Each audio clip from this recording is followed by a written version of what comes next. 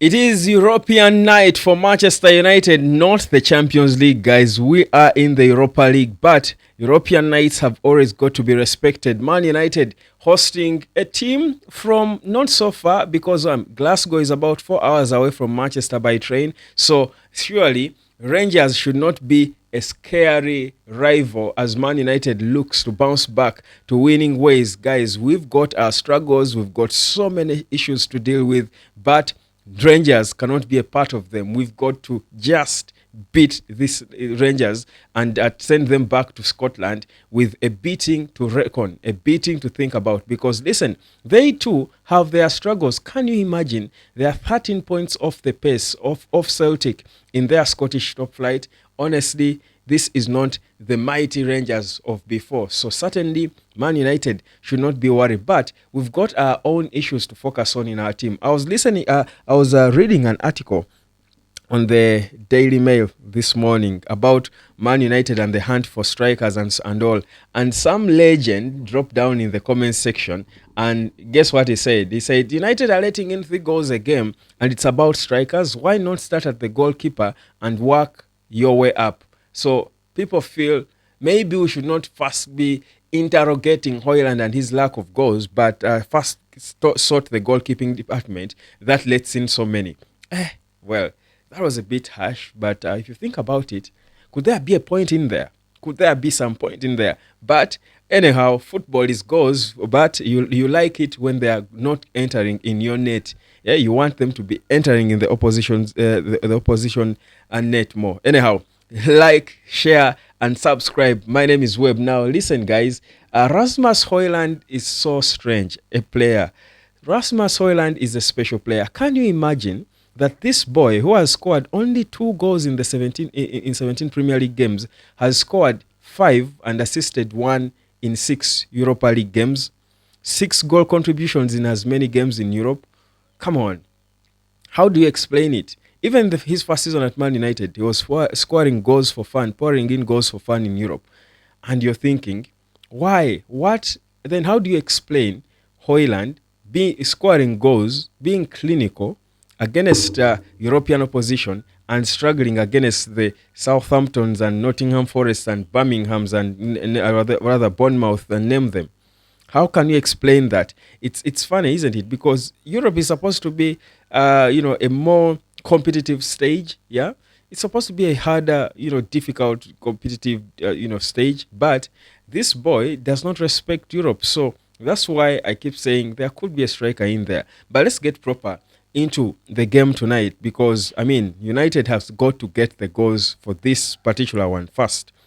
If you do have an explanation as to why Hojlund scores goals in Europe but not enough in England, you can drop it down in the comment section. But let's get proper into this Rangers game. So, of course, we expect Ruben Amorim to make a couple of changes to the team. Now, Chido Obi would be the surprise addition to the home squad. He would be the surprise, change because there's a desperation for goals, and like I've been saying, the top lads, that's Zaxi and Hojlund himself, don't seem to be delivering enough. But obviously it might not be as easy to introduce such a boy to this level. But what I know, again, and guys, I know this for a fact, that Ruben Amorim has been hugely impressed by this boy. He has been hugely impressed by him and a couple of other youngins from the academy. So anytime we could be seeing a surprise of Chido Obi being dropped into the squad. Perhaps not to start a game, but he will be there anytime. So watch out for that. But we've been scrutinizing this team, and Ruben Amorim himself knows that the goals we score are not enough. But he seems to lay it more on the team than individuals. And you see, the fact that you bought a 72 million and a 36 million striker, 2 of them in back-to-back windows, obviously the expectation of the people, the fans, will be that these are guys who should be scoring the goals. But in Amorim's view, it's not just about the strikers. It's more of a team problem why we don't score enough. And if it's a team problem, you get a sense that it should be easier to solve than it would if it were an individual problem. Yeah? Because it's more difficult, I feel, for one person, for you to, as a manager, to get one person to performing to their very best level, like it would be for Ruben Amorim to get Rasmus Hojlund firing on all cylinders, than it would be for you to get the team creating more chances and give and give a chance to anyone to score, a chance for anyone to score. So my view is, if Amorim feels us not scoring enough goals is more of a team problem, then the solution should be easier, and more so against a lesser opponent in Rangers.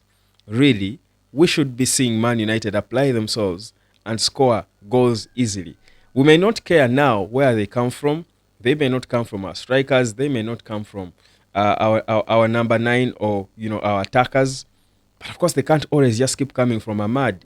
You can't always be looking to Ahmad and a penalty from Bruno as your only hope for goals. You cannot rely on such. We want to see more goals, at least spread, because now that our strikers are not firing enough, they're not clinical enough, we do want to see other players stepping up. We do want to see Harry Maguire be more clinical when he gets that rare chance at goal to kill off a game. We do want to see Joshua Zirkzee taking more risks and shooting from a distance. We do want to see Diogo Dalot be more smarter and wiser with his final ball if he's shooting at goal.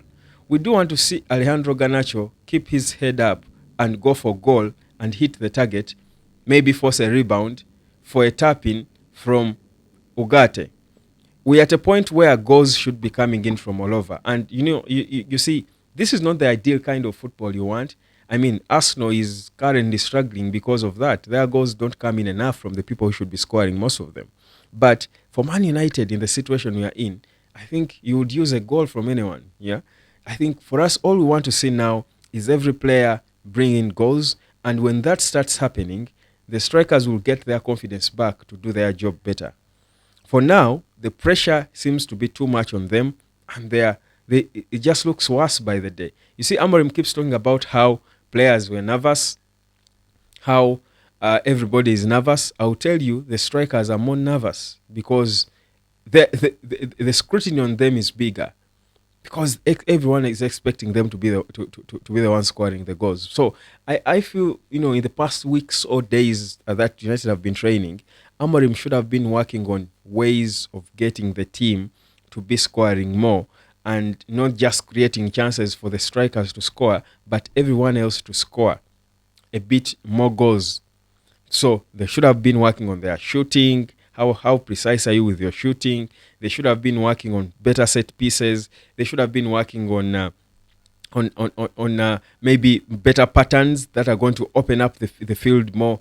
Something has got to change, because we cannot keep doing the same thing the same way and expect different results. I'm afraid Rangers, even in their struggles themselves, will come into Old Trafford with a level of confidence. And you see, with these Man United players, we've figured all they need is to face a bold opponent. All they need is to face a bold opponent, and trust you me, they are done. If any team comes into Old Trafford, especially when they're playing at home, and Amorim knows this too, United looks jittery at home because of being in front of the home fans, I think, and the pressure of not wanting to lose. They're under a lot of pressure playing at home. I will tell you, the moment even Rangers in their minor state see that Man United are jittery at home, they will just enjoy themselves. And would there be a worse justification to Amorim's statements that this could be the worst squad in history than if Manchester United is dominated at Old Trafford by Rangers? I don't even want to think about it. I don't want to imagine it. So in terms of the squad proper, I expect Altel Baindil to be starting in between the sticks. That should be the first reaction Amorim should make. Probably Onana should concentrate more on the Premier League games. Baindil should be doing the Cup games, FA Cup and Europa. I want to see Baindil in between the sticks. That's the reaction. That's the response from the manager following the howlers from Onana. I want to see. I think Lenny Yoro rest a bit. I think Yoro should not be stepping on that pitch for now, and maybe as a substitute. But I hope to see perhaps Mazraoui dropping back into the back line. Actually, Mazraoui should be rested, not even dropping back into the back line. I think Mazraoui should be rested. If one player needs a rest, it should be Mazraoui. Mazraoui should be rested. I want to see, I think, Delete play with Maguire in the back. I am hoping to see Kobe rested. I don't want to see Kobe in this one. I think Kobe needs a bit of rest for himself. Probably Ugarte and Bruno should be starting in the middle. I would hope to see Zaxi and Hojlund start together with Ahmad behind them. I would hope to see probably Diogo Dalot on right wing back and Malaysia on the left. A few changes have got to be made to the team. That's the thing. So, but for me, regardless which players start, Man United should be able to find ways of dominating first and obviously destroying Rangers. But of course, with this squad, there are no guarantees, especially after Ruben Amorim just hit straight bullets at them without taking any hostages. We don't know which mood they are going to be in when they show up. If it's a good mood, they can do it.